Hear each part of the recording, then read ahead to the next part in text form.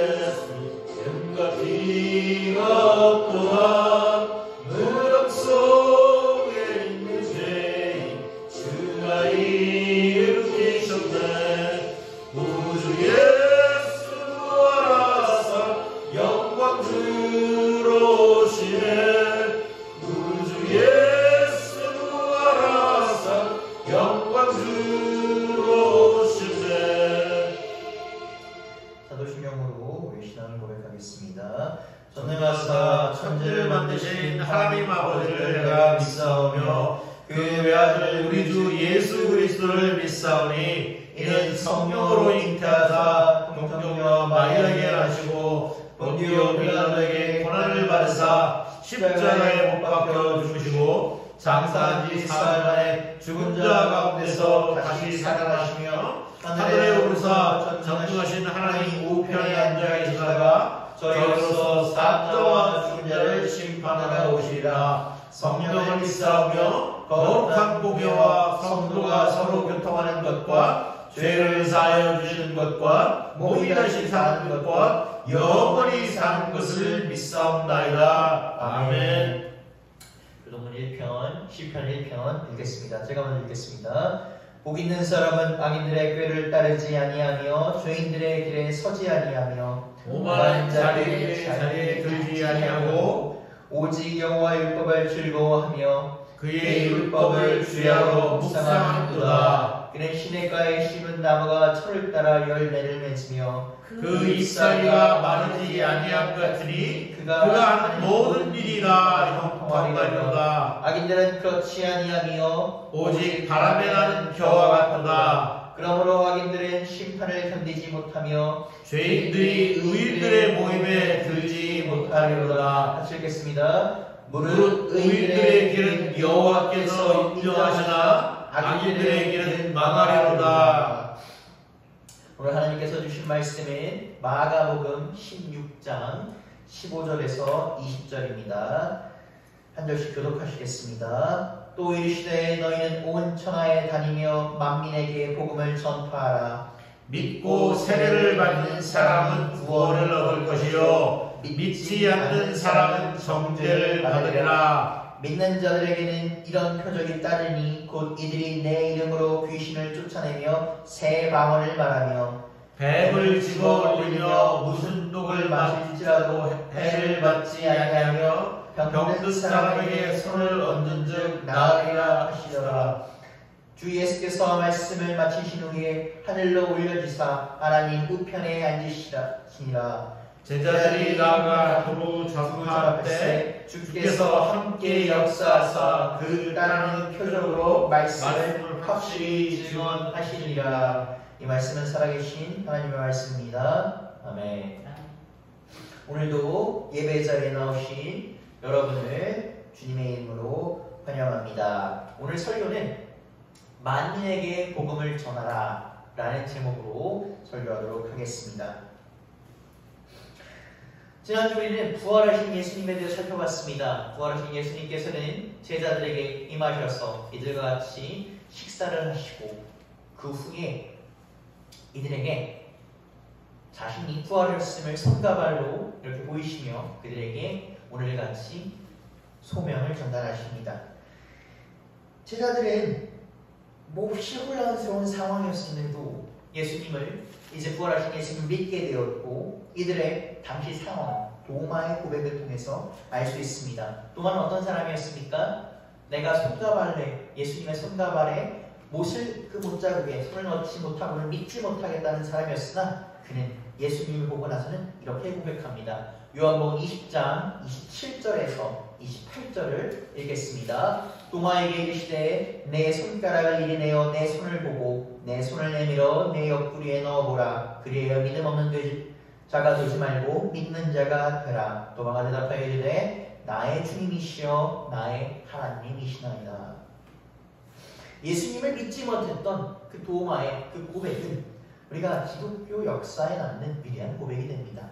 우리가 보통 예수님에 대해서 고백하는 몇 가지 증언 중에 베드로의 주는 하나님이시요 하나님의 아들이십니다 라고 고백했던 그 고백만 기억하는데 사실 이 도마의 고백도 뭡니까? 주는 뭡니까? 주님이시요 하나님이십니다 라고 고백합니다.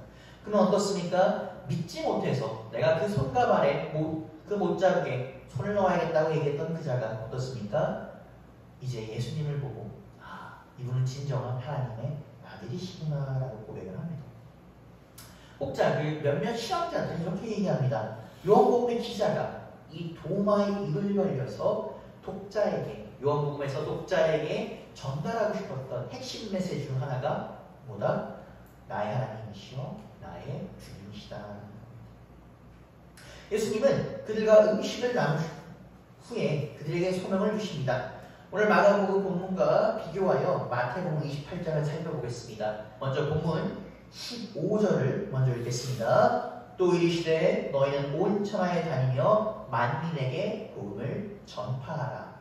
마태복음 28장 18절에서 20절을 읽겠습니다. 예수께서 나와 말씀하여 이르시되 하늘과 땅의 모든 권세를 내게 주셨으니 그러므로 너희는 가서 모든 민족을 제대로 삼아 아버지와 아들과 성령의 이름으로 세례를 베풀고 내가 너희에게 분부한 모든 것을 가르쳐 지키게 하라. 볼지어다 내가 세상 끝날까지 너희와 항상 함께 있으리라 하시니라.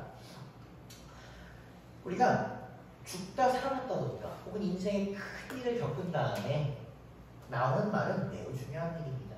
자, 그럼 예수님께서는 어떻게 해주셨습니까? 부활하신 후에 제자들에게 이 땅에 남을, 본인이 없을 때 이 땅에 남을 제자들에게 남겨주실 마지막 말씀이셨습니다. 예수님께서는 이 마가복음과 마태복음을 통해서 이들에게 소명을 주셨는데 첫 번째는 무엇입니까? 만민에게, 모든 이들에게, 온 천하 사람들에게 복음을 전해라라는 것입니다. 두 번째는 아버지와 아들과 성령의 이름으로 세례를 베풀라. 세 번째는 예수께서 가르치신 것, 내가 너희들에게 가르친 것을 다른 사람에게도 전해라라는 것입니다. 그러나서는 그들과 내가 너희가 함께 할 것이다 라고 약속하십니다. 우리가 여기서 첫 번째 만민에게 복음을 전하라라는 것은 예수님께서 가장 강조하시는 첫 번째 사항이자 우리가 흔히 얘기하는 예수님의 지상명령, Great Commission이라고 합니다. 예수님께서 이들에게 이렇게 하라 라고 가장 마지막으로 주신 것이다. 가장 큰 것입니다. 사도행전 1장 8절을 읽겠습니다. 오직 성령이 너희에게 임하시면 너희가 권능을 받고 예루살렘과 온 유대와 사마리아와 땅끝까지 이르러 내 증인이 되리라 하시니라. 부활을 믿지 못하겠다는 제자들을 달래시며 이들에게 자신의 손과 발을 보이시며 이들에게 만민에게 복음을 전파하라고 말씀하신 이 예수님의 이 한 문장을 보면 우리가 총 세 가지로 나눠서 분류할 수가 있는데 첫 번째는 이동성, 단위명입니다. 두 번째는 대상입니다. 온천하, 만민입니다. 세 번째는 방법인데 뭐라? 선포하라 라는 것입니다. 첫 번째 살펴본 것은 복음의 이동성입니다. 이 복음이라는 것은 우리가 영어로 따지면 good news입니다. 좋은 소식, 기쁜 소식이라는 것입니다. 그래서 예수님께서 부활하셔서 이 땅에 오신 이 복된 소식 말하는 것입니다. 우리 옛말에 어떤 말이 있습니까? 맛있는 음식과 기쁜 소식은 남들과 나누라고 그랬습니다. 그렇다고 어떤 것처럼 예수님께서 오신 이 기쁜 소식, 복음을 우리 한 곳에서 몇몇만 소유할 수는 없습니다. 복음은 어떻습니까? 움직일 때, 나눌 때 더 큰 힘을 발휘합니다.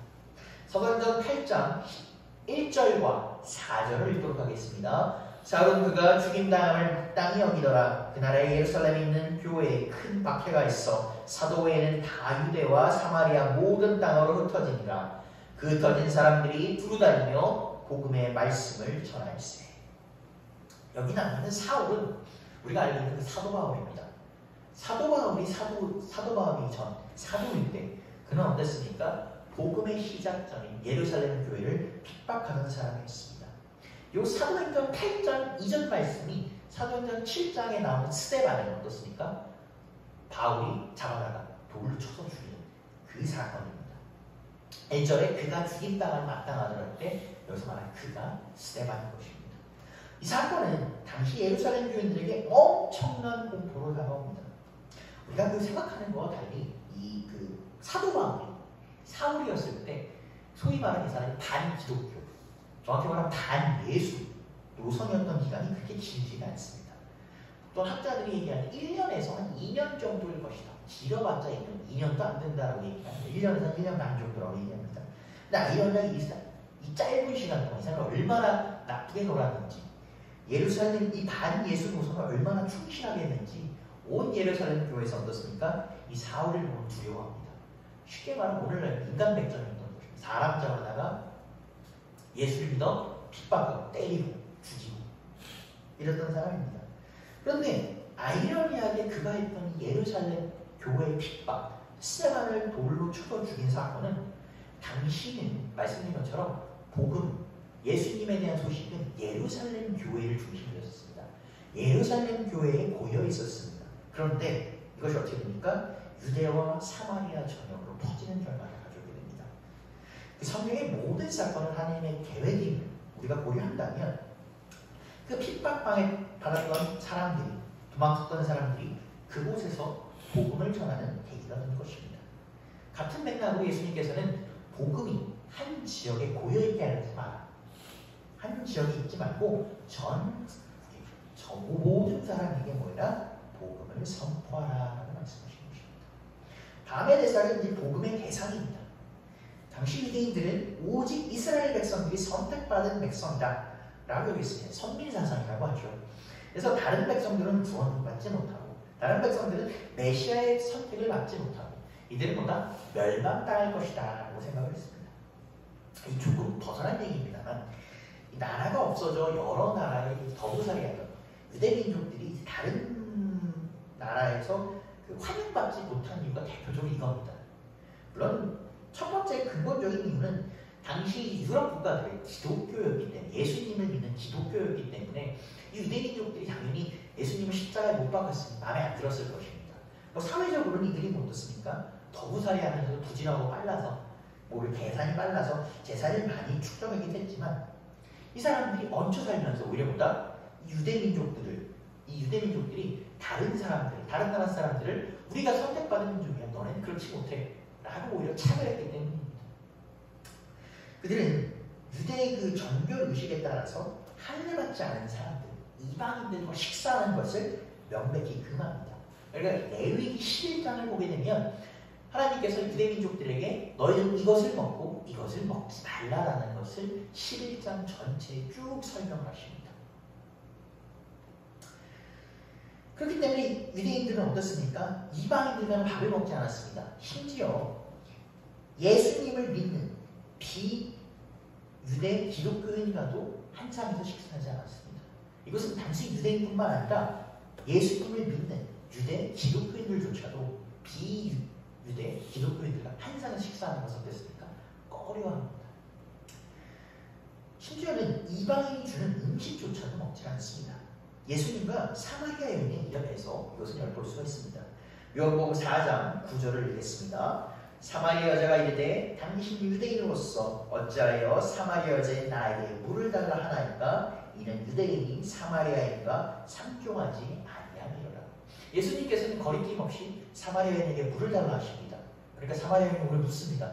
어찌하여 나에게 물을 달라 하십니까? 당신들은 우리가 상종도 안 하지 않습니까? 당신들이 우리가 주는 음식을 먹습니까? 당시 유대인들이 어떻게 생각했고 행동했는지에 대해서 알 수 있는 내용입니다. 이어지는 사도행전 10장 12절에서 14절을 읽겠습니다.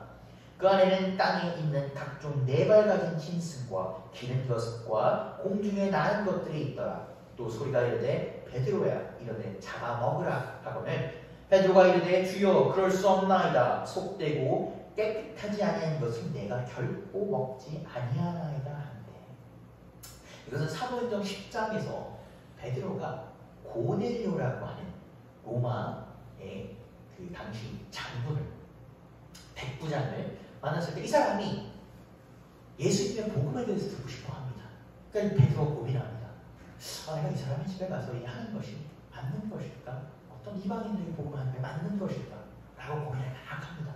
그때 베드로가 기도할 때 환상 중에 하나님께서 베드로에게, 여기 보시면 네 발 달린 짐승과 기는 것인데 모든 것, 유대인들은 이 발굽에 따라서 또 물고기도 비밀이 어떤 거에 따라서 먹을 수 있는 거고 먹을 수 없는 것이 있었습니다. 그러니까 그걸 구별하지 않고 지금 전부 다 모여있다는 것입니다. 그러니까 하나님께서 먹으라고 하자 베드로가 이렇게 얘기합니다. 아니 저거 어떻게 제가 먹습니까? 저것은 어떻습니까? 정결하지 못한 이방인들이 먹는 더러운 음식인데 제가 저걸 어떻게 먹겠습니까? 라고 얘기하는 것입니다. 하나님께서는 오늘 이 환상 중에 뭘 보여주십니까? 베드로에게 복음, 예수님께서 오셨다는 기쁜 소식은 뭐다? 누구는 받고 누구는 박을 쓰고 그런 것이 아니다라는 것을 보여주시는 것입니다. 이어서 갈라디아서 2장 11절에서 13절을 읽겠습니다. 게바가 안디옥에 이르렀을 때에 책망받을 일이 있기에 내가 그를 대면하여 책망하였도다. 야고보에게 온 어떤 이들이 이르기에 게바가 이방인들과 함께 먹다가 그들이 오매 그가 할례자들을 두려워하며 떠나 물러가매 남은 유대인들도 그와 같이 외식함으로 바나바도 그들의 외식에 유혹되었느니라. 이 사건은 이제 갈라디아 지방입니다. 이건 이방 지방입니다. 우리가 보통 유대인들의 사도라고 하면 베드로를 떠올리고 이방인들의 사도라고 하면 사도 바울을 떠올립니다. 사도 바울은 예루살렘이 아니라 이방 지역에 가서 이제 복음을 전합니다. 이제 혹 역사학자들이나 종교학자들 이런 얘기를 합니다. 예루살렘은 12사도들의 지위가 공고했기 때문에 이 당시에 야고보도 있고 베드로도 있기 때문에 아마 사도 바울이 그 전에 이전의 그 행적 때문에 예루살렘에는 조금 말씀을 전하기 어려워서 이방 지역으로 나갔을 수도 있다라고 얘기를 합니다. 어쨌든 간에 이는 이방 지역 갈라디아 지방에 가서 여기 선교를 하고 말씀의 복음을 전하고 이들을 이제 기독교인으로 끌어들입니다. 전도를 한 것입니다. 자, 그런데 이들과 같이 밥을 먹게 되는데 사도 바울은 이전에 뭐라고 합니까? 유대인들은 하나님을 믿는 예수 믿는 이 유대인들은 반드시 할례를 받아야 되는데 사도 바울이 이렇게 얘기합니다. 할례는 보다 이방인들은 받을 필요가 없다라고 얘기를 합니다. 자, 그러자 그리고 이 유대인들은 이제 사도 바울은 이 갈라디아 사람들과 같이 밥을 먹습니다. 그런데 말씀드린 것처럼 유대인들에 있어서 이거는 허용되지 않는 것입니다. 할례 받지 못하는 사람들은 어떻게 한 식탁을 나눴다니. 여기서 말하는 대왕 베드로가 그런데 갈라디아 지방에 가게 됩니다. 다소 역사적인 얘기인데 이 당시에 교회의 지도자라고 불릴 수 있는 3명이 있습니다. 첫 번째는 이방인의 사도라고 불리는 사도가 거기 있었고, 두 번째는 예수님의 형제라고 하는 야고보. 이는 전통적인 보수적인 예루살렘 교회 지도자입니다. 그리고 한 명이 남는 사람은 베드로인데 이 베드로는 뭐냐면 중도파입니다. 당시에 우리가 그 이방 교회와 예루살렘 교회가 갈등까지는 아니고 서로 간의 의견 차이가 좀 있었기 때문에 이 베드로가 중도파로서 왔다 갔다 하면서 의견을 약간 조율하는 모습을 보여줍니다. 자, 이렇게 베드로가 가서 같이 식사를 하는데 야고보가 보낸 사람이 예루살렘 교회 수장이 보낸 사람이 이렇게 옵니다. 자, 이것을 보니까 베드로가 어떻습니까? 자리를 피합니다.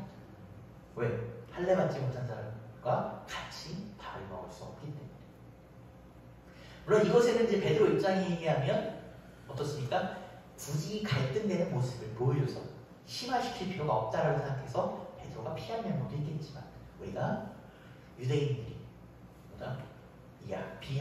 할례 받지 못한 사람들과 같이 밥을 나누지 않았다. 즉 이들은 뭐다? 복음을 자신들의 것이라고만 생각했다라는 것을 볼 수 있습니다. 그런데 예수님께서는 제자를 통해서 분명히 말씀하십니다. 복음, 기쁜 소식은 뭐다? 만민을 위한 것이다.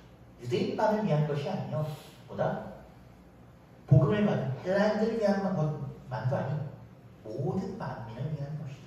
그렇기 때문에 예루살렘에서 멀리 떨어진 우리가 이곳까지 우리가 예수님의 이름으로 예배를 드릴 수 있는 것입니다. 마지막에 뭡니까? 복음의 전파의 방법입니다. 예수님께서는 복음을 어떻게 하라? 선포하라 라고 말씀하십니다. 우리가 사전을 보게 되면 사전에 선포의 사전적 정의는 진리나 사실을 세상에 정확하게 대중적으로 널리 알린다는 것입니다. 예수님께서는 복음을 어떻게 하라? 세상에 진리를 이 세상에 자신있게 정확하게 널리 알려라. 담담하게 선포하라 라고 이렇게 말씀하고 계십니다. 그래서 예수님께서는 그분의 이름을 믿는 자들에게 어떻게 하십니까? 구원을 약속하십니다. 본문 16절에서 20절을 읽도록 하겠습니다. 믿고 세례받는 사람은 구원을 얻을 것이요 믿지 않는 사람은 정죄를 받으리라. 믿는 사람들에게 이런 표적이 따르니 곧 그들이 내 이름으로 귀신을 쫓으며 새 방언을 말하며 뱀을 들어올리며 무슨 독을 마실지라도 해를 받지 아니하며 병든 사람에게 죄를 얹은즉 나으리라 하시더라. 주 예수께서 말씀을 마치신 후에 하늘로 올려지사 하나님 우편에 앉으시니라. 제자들이 나가 두루 전파할세 주께서 함께 역사하사 그 따르는 표적으로 말씀을 확실히 증언하시니라. 소명과 더불어 제자들 포함한 믿는 자들에게 구원을 약속하신과 더불어 어떻습니까? 이들에게 능력을 주십니다. 첫 번째는 귀신을 내쫓는 능력이며 두 번째는 새 말을 하는 것이며 세 번째는 병든 자를 고치고 또 그들 또한 고침받는 은사를 우리가 받게 된다는 것입니다. 우리가 이 해당 본문에서 세례에 관한 내용을 중심적으로 보아주는 16절에서 어떻게 얘기합니까? 믿고 세례받는 자에게 구원이 따를 것이다 라고 이렇게 이야기합니다. 우리가 보통 개신교는 카톨릭과는 다르게 그 병자 성사를 포함한 그 그 대부분의 성사를 인정하지 않습니다. 그런 두 가지를 인정하는데 두 가지는 우리가 꼭 따르면 어떻습니까? 첫 번째는 성만찬이에요. 두 번째는 어떻습니까? 세례입니다. 이 둘은 성경에 이 66권에 명백히 나와 있는 것이기 때문에 우리는 이것에 대해서는 명백히 따르고 있습니다. 마태복음 3장 13절에서 16절을 읽겠습니다. 이때 예수께서 갈릴리로부터 요단강에 이르시되 요한에게 세례를 받으려 하시니 요한이 말려 이르되 내가 당신에게서 세례를 받아야 할 터인데 당신이 내게 오시나이까. 예수께서 대답하여 이르시되 이제 허락하라. 우리가 이와 같이 하여 모든 의를 이루는 것이 합당하니라 하시니 이에 요한이 허락하는지라. 예수께서 세례를 받으시고 곧 물 위로 올라오세 하늘이 열리고 하나님의 성령이 비둘기같이 내려 자기 위에 임하심을 보시더니. 그러니까 16절에 나오면 믿고 세례받은 자들은 구원이 있다라고 얘기합니다. 그럼 이걸 이제 현대적 관점에서 보게 되면 우리가 세례를 받지 못한 사람들은 기독교인이 아닙니까? 세례를 받지 못한 사람들은 구원을 받을 수 없나? 라는 우리가 오해가 발생할 수가 있습니다. 이게 위 9절에서 이 16절에서 마가복음 16장 16절에서 주목할 것은 세례라는 행위 자체가 아니라 세례의 의미입니다. 그러니까 앞서 마태복음에서 나온 것처럼 기독교 전통에서 세례는 육신이 물에 푹 담겨집니다. 세례를 받을 때는 우리가 푹 담겨집니다. 그래서 이 세례를 받음으로써 물에 푹 담겨짐으로써 예수님을 알기 전에 우리는 죽고보다 예수님 안에서 우리가 다시 태어난다 라는 것입니다. 우리가 보통 세례를 받을 때 물을 살짝 찍어 바르는 행위를 하는데 원래 전통적으로 보게 되면 어떻습니까? 전신이 푹 담가집니다. 그래서 세례를 통해서 이 세례받은 사람의 삶보다 이전과는 전혀 달라졌다. 나는 죽고 우리가 죄로부터 다시 태어났다라는 것을 의미합니다. 그러면 초대 기독교에서는 세례를 받은 이들만 진정한 기독교의 일원으로 여겨졌습니다. 그러니까 초대교회가 공인된 종교로서 국교회로서 인정받기 전에는 이 기독교인들은 매우 강한 탄압을 받았습니다. 그러므로 이들이 세례받는다는 것은 목숨을 걸고 하는 것입니다. 세례를 받았다는 것은 기독교인이고 기독교인이라는 것은 언제든 탄압받을 수 있고 죽임당할 수 있다는 것입니다. 그러므로 세례를 받는다는 것은 공식적으로 내가 예수 그리스도를 믿습니다. 내가 교인입니다. 라는 것을 선포하는 증표인 것입니다. 그러므로 이 16절에 믿고 세례받은 자들을 이 현대적인 의미로 해석하자면 예수 그리스도를 믿는 교인이다라고 합니다. 따라서 예수님은 이 본인의 이름을, 당신의 이름을 믿는 만민에게 어떻습니까? 구원을 약속하십니다. 물론 이 예수님을 믿지 않는 자들에게는 어떻습니까? 구원이 임하지 않습니다. 우리가 보통 생각할 때 예수님이 오시는 마지막 날, 구원의 날, 그것은 어떻다? 영원한 생명이 임하는 날, 우리가 천국 가는 날 이라면서 어떻습니까? 긍정적입니다. 마냥 즐거워합니다. 그런데 사실 믿지 않는 사람들에게 있어서 이 마지막 날은 어떻습니까? 심판의 날이자 그리고 마지막 날입니다. 그러나 예수님은 한 영혼을 천하보다 사랑하시어 구원하고자 믿는 자를 곳곳이 보내시어 당신의 이름을 전파하시고자 합니다. 누가복음 15장 4절에서 8절을 읽겠습니다. 너희 중에 어떤 사람이 양 100마리가 있는데 그 중에 하나를 잃으면 99마리를 들에 두고 그 잃은 것을 찾아내기까지 찾아다니지 아니하겠느냐. 또 찾아낸즉 즐거워 어깨에 메고 집에 와서 그 벗과 이웃을 불러 모으고 말하되 나와 함께 즐기자. 나의 잃은 양을 찾아내었도라 하리라. 내가 너희에게 이르노니 이와 같이 죄인 한 사람이 회개하면 하늘에서는 회개할 것 없는 의인 99으로 말미암아 기뻐하는 것보다 더하리로. 어떤 여자가 12마르크가 있는데 하나를 잃으면 등불을 켜고 집을 쓸며 찾아다니기까지 부지런히 찾지 아니하겠느냐. 우리는 흔히 교회에 나오는 것, 예수님을 믿는 것, 우리가 기독교인이 되는 것 우리보다 우리의 선택이죠. 우리가 마음의 결심이라고 생각을 합니다.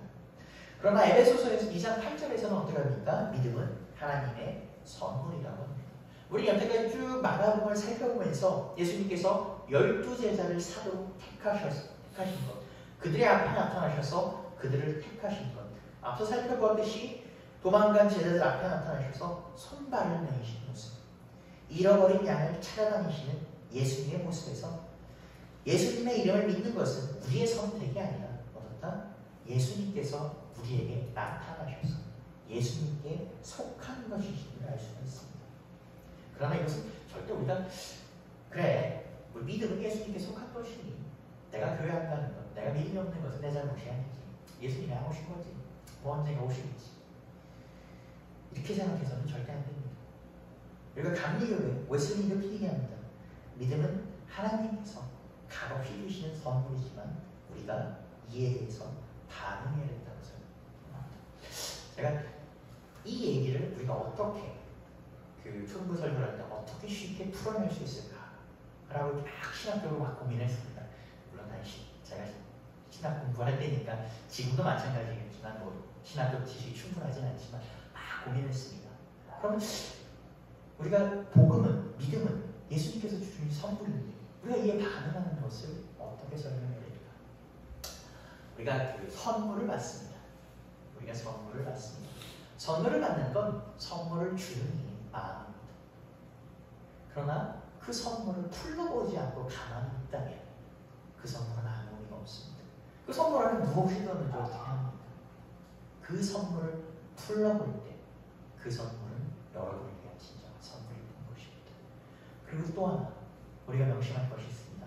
선물을 푸는 사람, 부모가 자식한테 선물을 줄 때 그 어린 자식이 풀 힘이 없다면 그것을 풀게 도와주는 것도 부모의 역할인 것입니다. 마찬가지로 예수님께서는 우리를 위해서 선물을 준비하셨고 우리가 선물을 풀고자 할 때 그 우리의 손이 연약하여 풀 힘도 없을 때 우리의 손을 붙잡아 주시는 것도 예수님의 선물인 것입니다.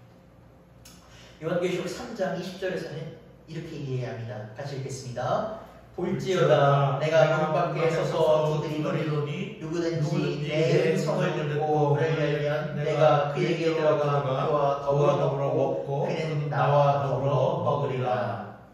예수님께서는 모든 일을 사랑하셔서 십자가에 돌아가셨습니다. 3번 부인한 베드로에게도 그러셨고 또 부활을 믿지 못하는 제자들에게도 그러셨고 그리고 또 오늘 우리에게도 오십니다. 그리고 문 밖에서 우리에게 두드리십니다. 우리에게 선물을 주고자 우리 안으로 들어오고자 두드리십니다. 그럴 때 우리는 어떻게 해야 됩니까? 요한계시록에서 이렇게 해야 됩니다. 문을 열어야 합니다. 예수 그리스도를 영접할 때 우리는 예수님을 우리 안에 맞이하여 우리 안에 모시고 그분과 함께 거하여야 합니다. 예수님께서 이렇게 소명을 주셨습니다. 이 소명을 주시고 나서 제자들이 어떻게 합니까? 이 제자들이 예수님의 소명받은 대로 사도의 삶을 살았다고 합니다. 이들은 예수님께서 이들을 찾아오셨을 때 반응하였고 또 그 반응할 때 어떻게 했다? 이들이 스스로 하는 것이 아니라 주께서 함께 역사하셨다라고 얘기합니다. 오늘 성경에서는 예수님께서는 이 말씀을 제자들에게만 한 것이 아닙니다. 이 성경 마가복음에 있는 우리에게도 하시는 말씀입니다. 예수님께서는 오늘도 우리에게 말씀하십니다. 그리고 우리와 찾아오십니다. 우리가 반응해야 하며 그 반응할 때에 주님께서는 우리에게 함께 역사하실 것입니다. 주님께서는 이 자리에 부르신 모두에게 소명을 주십니다. 그 소명이라는 것이 꼭 나가서 선교해라, 저 아프리카 오지가 선교해라 이런 것이 아닙니다. 각자 삶에서 저는 비록 그 소명이 여러분에게 하나님께서 주신 소명이 무엇인지는 알 수 없습니다. 그러나 주님께서는 여러분을 부르실 때 각자 뜻이 있기 때문에 여러분 한 영혼을 천하보다 사랑하셨기 때문에 부르셨습니다. 그리고 그 의미는 여러분이 주님과 반응하시고 함께 하실 때 할 수 있습니다. 예배나라 오신 부천 반석교회 여러분, 주님께서 천하보다 사랑하시는 여러분 한 영혼, 오늘도 주님께서 먼저 찾아오셨음을 그리하여 여러분이 주님과 더불어 먹고 마시기를, 예수님을 영접한 우리의 삶 가운데 우리의 발자국이 찍히는 곳곳마다 주님의 역사와 주님의 동행하심, 함께하시기를 예수 그리스도의 이름으로 축복합니다. 기도하시겠습니다. 주님 감사합니다. 오늘도 말씀으로 우리를 불러주시네 감사드립니다. 주신 말씀을 돌아볼 때에 주님 우리로 하여금 주님께서 함께 하시는 걸 기억하게 하시고 이 함께 하실 때에 주님 오늘도 저 문 가운 밖에서 우리를 찾아오셔서 우리를 두드릴 때에 주님 우리의 눈이 가려워져 귀가 어두워져 듣지 못했다면 주님 우리를 깨워주시옵소서. 오늘도 우리 문을 두드리시는 주님 앞에 나아가서 그 문을 열어 영접하게 하시고 주님을 맞이하여 주님과 함께 먹고 마시며 주님과 함께하는 우리 될 수 있도록 허락하여 주시옵소서. 우리 모두에게 맡긴 소망이 있을 줄 압니다. 작은 것일 수 있고 그것이 일상적인 것일 수도 있고 큰 것일 수도 있습니다. 주님 무엇이든 가운데 주님께서 역사하셔서 그 맡은 바를 다하는 우리 될 수 있도록 함께하여 주옵소서. 예, 모든 말씀 살아계신 예수 그리스도 이름으로 기도드렸습니다. 아멘. 찬송가 171장 하나님의 복음가 찬양하시겠습니다.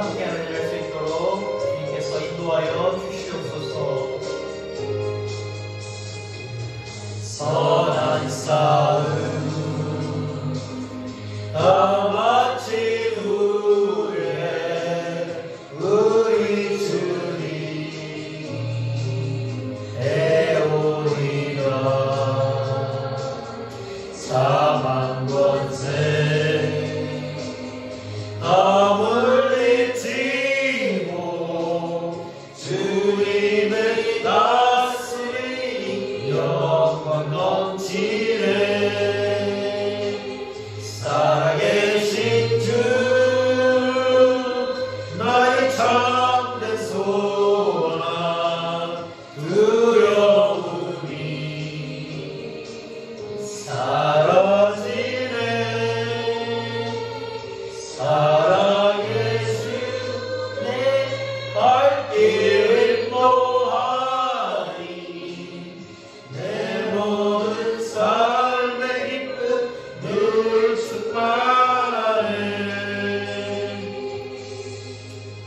우리 드린 예물을 위해서 기도하시겠습니다. 주님 감사합니다. 오늘도 우리 주님 함께 해주셔서 이 우리 예물을 드릴 때에 주님 앞에 나올 때에 우리의 마음을 기억하여 주시옵고 모든 것이 주께 나왔음을 기억하여 사오니 주님 예물 드리는 손길을 기억하여 주시옵소서. 이 손길마다 기억하여 주시옵고 이 손길 예물을 드리는 손길 안에 주님 기도 제목이 있습니다. 그 모든 기도 제목을 주님께서 기도하여 주셔서 우리의 기도가 이 땅에 흩어지지 않도록 온전히 주님께 전달되는 기도를 할 수 있도록 허락하여 주시옵소서. 살아계신 예수 그리스도 이름으로 기도드렸습니다. 아멘. 교회 소식 나누겠습니다. 이번 한 주도 예수님과 동행하시며 승리하시기 바랍니다. 이번 주로 저희 마가복음 강해 설교는 마치도록 하겠습니다. 저희가 부활절은 5월 12일까지 이어집니다만 관련 부활절 설교는 이번 주로 마치겠습니다. 저희 주기도문으로 주일 예배를 마치겠습니다. 하늘에 계신 우리 아버지여, 이름이 거룩하심을 받으시오며 나라가 임하시오며 뜻이 하늘에서 이루어진 같이 땅에서도 이루어지이다. 오늘 우리에게 일용할 양식을 주시고 우리가 우리에게 죄인들을 사하여 준 것 같이 우리 죄를 사하여 주시옵시고 우리를 시험을 들게 하시옵시고 다만 악에서 구하시옵소서. 나라와 권세와 영광이 아버지께 영원히 있사옵나이다. 아멘. 예배를 마쳤습니다. 오늘 하루도 주님과 동행하시는 하루 되시길 바랍니다.